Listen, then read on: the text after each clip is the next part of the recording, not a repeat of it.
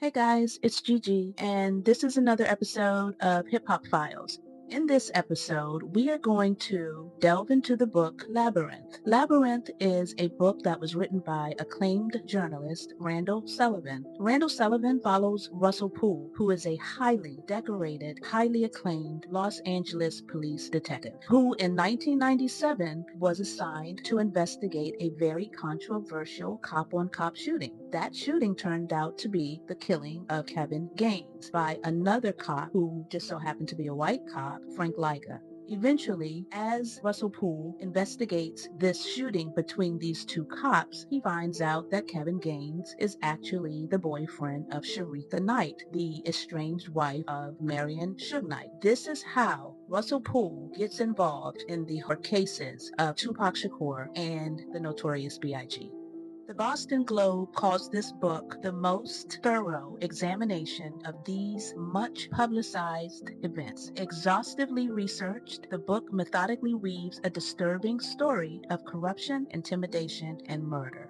The Entertainment Weekly says this about the book. Sullivan constructs a compelling story and writes like a man on a mission. No single source presents so complete or damning a record as Labyrinth. That's Entertainment Weekly.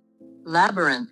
Labyrinth is defined by Merriam-Webster Dictionary as something that is extremely complex, full of intricate passageways, like a maze. And that is exactly what the case of Tupac Shakur and the notorious Big was. A big labyrinth of information, interconnected passageways through political and musical big shots. As of April the 27th, which is today, 2026, the Tupac Shakur and Biggie homicides have not been solved. Dwayne Keefe D. Davis was arrested in July 2023 for the assassination of Tupac Shakur. His trial is set for August of this year, 2026. As many of you know, in 2023, I started reviewing some information surrounding these cases, numerous documentaries, books, articles, podcasts from that era. And I found that Russell Poole is by far the most researched and compelling account of the events surrounding both Biggie and Tupac Shakur. This is the latest book I've read. I've seen City of Lies, but the book is even deeper. Russell Poole, according to all his performance evaluations in the LAPD, were outstanding. He was an outstanding detective until his skills in solving cases began to be a threat to the Los Angeles Police Department. This book is based on thorough research, police documentation, interviews, informant witness statements, and other witness statements. I'm breaking this book down into 5 things: credibility, accountability, omissions, narrative control, and what changes my understanding of the Pac and Biggie cases after reading this book. So I'm going to start with what changes my understanding of the Tupac Shakur and Biggie cases after reading Labyrinth. The one thing that I'll start with is I didn't realize the other culprits in these deaths. The case goes beyond Kevin Gaines and David Mag and Rafael Perez, Reggie Wright Jr., Keefe D. Suge Knight. It goes beyond those players. Bernard Parks. Bernard Parks was an ex-LA police chief, and he personally recruited David Mack.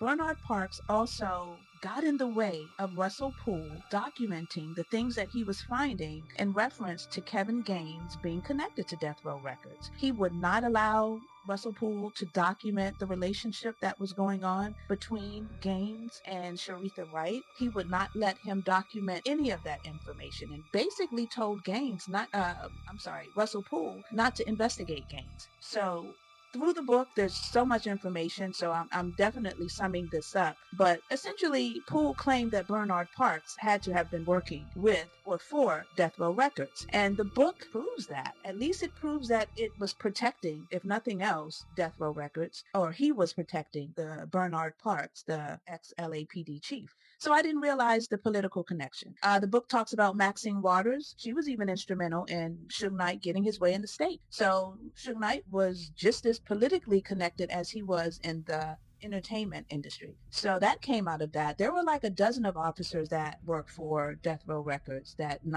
Russell Poole had realized and was able to get information on, but only one had a permit. And so I don't know, it's just really weird because Death Row Records was a police entity. It really was. It was a police entity. And it's just so funny because it was a police entity that presented themselves as gangster rappers, two opposing sides. So it's a really, really intricate case here. And, again, pointing to why I guess Randall Sullivan called this Labyrinth, because it's just really weird. And so basically, Parks wouldn't allow Poole to document anything and fought him in any way when Poole continually found nuggets that took him back to Death Row Records.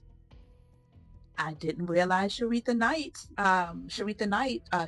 ex-wife, I didn't realize she was living with Kevin Gaines at the time that he was killed. Not only was she living with Kevin Gaines, they were living in a house that was registered to Suge Knight. And the only reason that came out is because, of course, Russell Poole was investigating it. And when they ran his address, they came up with that house. And so they went out to investigate, him and his partner, Fred Miller. And Sharitha Knight was documented in this interview, and her mom was there as well. And in this interview, Sharitha Knight said that she was dating Kevin Gaines, and he was living there. Matter of fact, she said that they were dating exclusively since 1993. He was living with her. He had gone out to get something for his tires or something. And that's why he, I guess, got into the issue with Liga, out running some errands.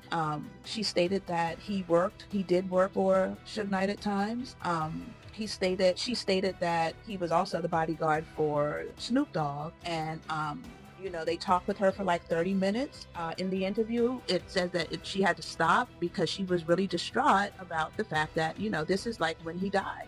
Kevin Gaines died, so it was all fresh news. So she had to go through the grieving process as well. And so it's noted that they talked for only like 30 minutes with her before they went out to meet and talk with Liga. So that's something I really didn't know. Oh yeah, I forgot to add that Kevin Gaines was married. He had a wife and 2 kids, and they lived across town.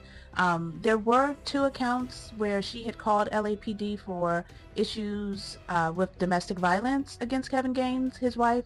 So I don't know where that was, but he was married while he was living with Sharitha Knight, Suge Knight's ex-wife. Another interesting tidbit that I found out in this book is how Mace, who was in the car with the Notorious Big when he was shot, was sitting directly behind the Notorious Big. There were 3 cars, according to the book. Mace and the Notorious Big were in the second car. Mace talked about how all of the bullets were centralized on the door of Biggie. There were no bullets on any of the other cars. There were no bullets in Mace's car door, and he was directly behind the Notorious Big.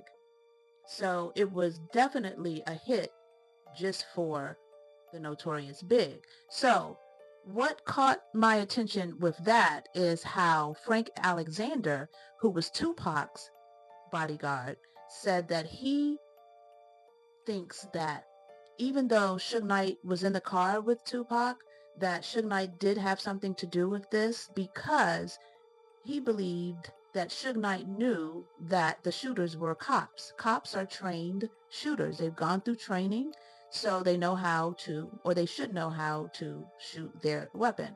And so hearing this about Mace and what he told and what he said about the incident with the Notorious Big and being in the seat behind the Notorious Big without any type of scrape or anything, not even a hole in his door, made me realize that, yeah, these probably were trained shooters who did this, and they knew who they wanted with Tupac, and they knew how to not hurt anyone else in the caravan and, in the entourage, just like they knew how to get Biggie and not to hurt anyone in those entourages or in his entourage either. So I thought that was interesting and something that stood out to me. Another thing is the race card. You had the Rodney King issue in 91. You had Johnny Cochran, who had actually represented Kevin Gaines, basically suing LAPD, claiming discrimination based on race, you had the O.J. Simpson issue going on. So according to Russell Poole, the LAPD, they did have some racial issues. However, they really became worse after the 1991 Rodney King incident. And so the racial lines and divide in LAPD after that, after Rodney King, just got worse. And so this is when I think things started to shift. And of course, for the worse, because of all of the racial stuff going on, the Rodney King, Kevin Gaines being able to sue LAPD with Johnny Cochran as his lawyer and win, they fired Chief Gates. Bernard Parks had not become the police chief at that time. There was another chief, and his name was Chief Gates. So they fired Chief Gates, and they hired Willie Williams, who was a black man, but he went down to be the worst LAPD chief ever. The black officers were not happy with their choice in Willie Williams. They wanted Bernard Parks, and Bernard Parks thought he should have that position as well. So I think that there was some dissension that started there. Bernard Parks was put over internal affairs, and this is why him and Russell Poole butt heads so much, because Russell Poole, who was actually investigating the Liga and Kevin Gaines issue, started to see so much information and evidence pointing to death row records, then that had become an internal issue, and he kept butting heads with Bernard Parks. So that's what happened. Now, Bernard Parks went on down the line to become the chief, but during this early time, this race card was really, really in place, and so everyone was kind of tiptoeing around everything. And so I think that had a lot to do with the case, because here you have, instead of the world knowing that Kevin Gaines was actually a bad character and